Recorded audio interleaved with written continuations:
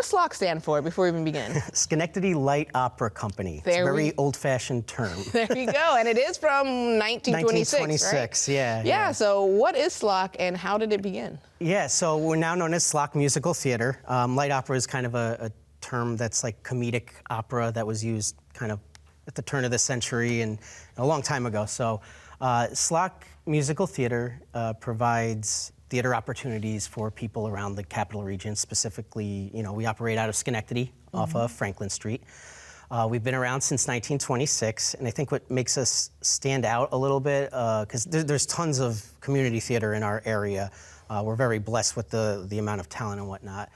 What helps us stand out, I think, is the volunteer aspect. We are entirely run by volunteers, from the board of directors to our leadership, anybody that performs in the show, the directors. It's a great volunteer opportunity, so you know that the people that are a part of it are super passionate about it. And we came about around the same time as Proctor's and Schenectady Civic Theater, and I like to think that organizations like ours kind of laid the groundwork for community theater in the area. And it's because of the volunteers and their passion that that kind of persevered through world events like World War II we were around for, and as recent as the COVID pandemic. To be able to recover from things like that, you really need to have people that are passionate about it, and we're very blessed to have been around as long as we have. We're going into our 98th season. Wow, yeah. 98 years old. Yeah, I know. And I know you've been with SLOC.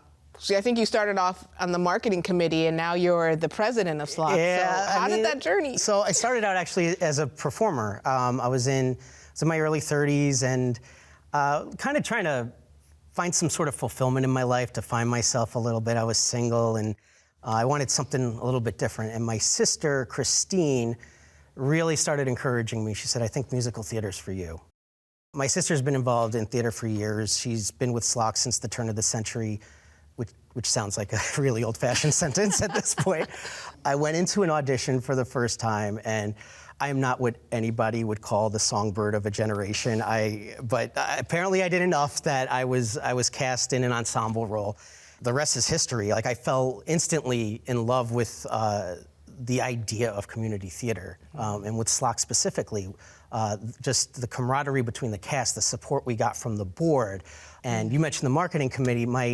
My profession is graphic design. After I did auditions and did a couple of shows, I started dabbling in, our social media and helping out with what can we do to promote our shows from there. Along the way somewhere, I fell in love with my wife. We met on while we were doing the production of Curtains in 2018.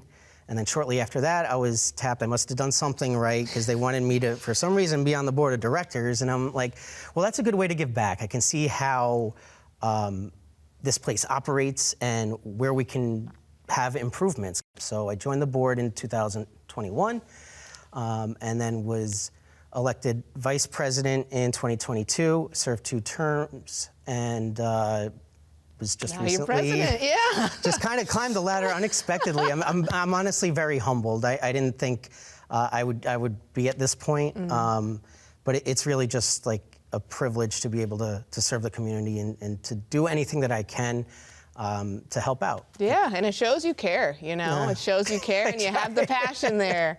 So what type of productions and shows does SLOC put on? Oh gosh, we primarily do musical theater. So, we kind of rebranded a while back to SLOC Musical Theater. But we do occasionally do some plays. We did the complete works of William Shakespeare Abridged a couple summers ago. And this season, we're doing kind of a hybrid. It's Peter and the Starcatcher. It's the tale of the origins of Peter Pan. Okay. And it's a play with music. So it's not like a full all-out musical, but it's kind of like a hybrid type of thing. But primarily we do focus on musicals. And how do you find folks to direct and put on these musicals? Right, so we have an amazing artistic director, Michael Camello, who's been involved with our organization for years.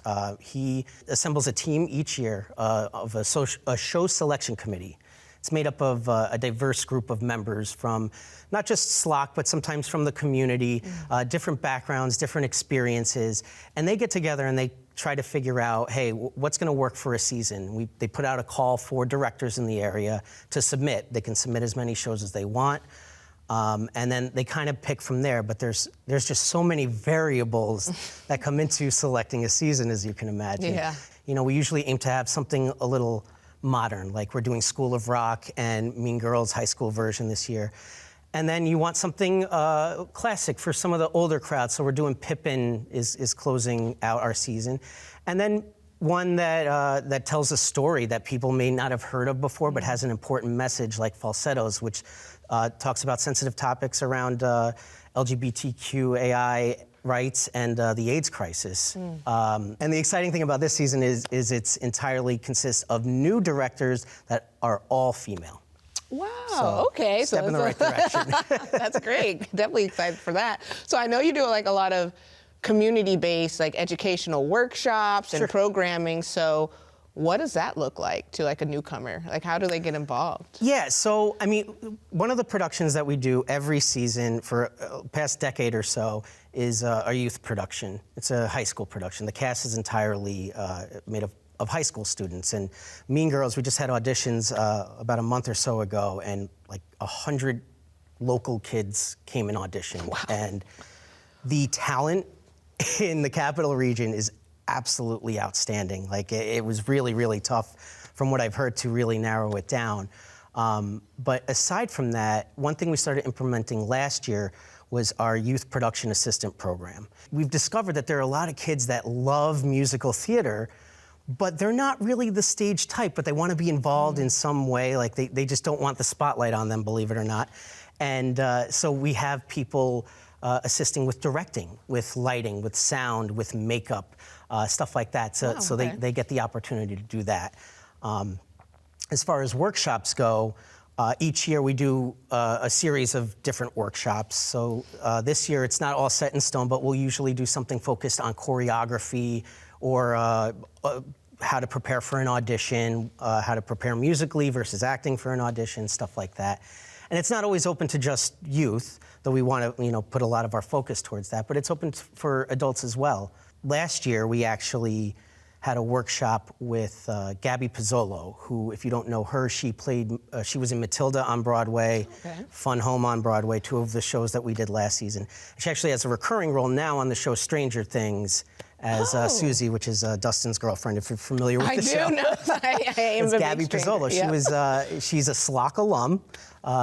Used to be on our stage, and she was gracious enough to come and run a acting workshop and give some tips to our cast of Fun Home and some of the other kids from last season. So that was really special. So we're always looking to tap into our alumni and anybody else that can help educate and promote the community theater. That's amazing, and I do like how you mentioned how do you do an audition if you don't know? Like those to me, like I'm still trying to figure that out. I got to go to one of these workshops. Right? But the career building is so important because you don't know unless you know, and it's not always accessible to get that high knowledge education. So it's really great that you guys are providing that. Yeah, we're trying to do it because there's a lot of passion for it, and they got to go somewhere. Get a foot in the door and see where you go. Because if someone like Gabby can start from Schenectady, New York, on our stage and become this relatively well-known actress now, that means anybody can. Exactly. All right, so what's some of your upcoming productions and shows that we should look forward to? What's your new season like? Yeah, so super exciting season. I already mentioned it, but I'll get into specifics. School of Rock is our first show. It opens in a couple weeks. I got to see a little bit of a sneak preview last week, a little unpolished version, but it is absolutely outstanding. It also has a lot of kids in it. They're the students. If you're familiar with the movie School of Rock, the musical version, I find is even better. I think it's a lot of fun. And then we move into our Mean Girls high school version in November, which we're super excited about, followed by Falsettos in January, Peter and the Starcatcher in March, and we close out our season with Pippin in May. Wow. And in between there, we usually have fundraising events and other things that kind of develop as the season goes on. There's always something going on at SLOC. Always staying busy. Always staying busy. Well, thank you, John, for stopping by today. Thank you so much for having me. I really appreciate it. Appreciate you too.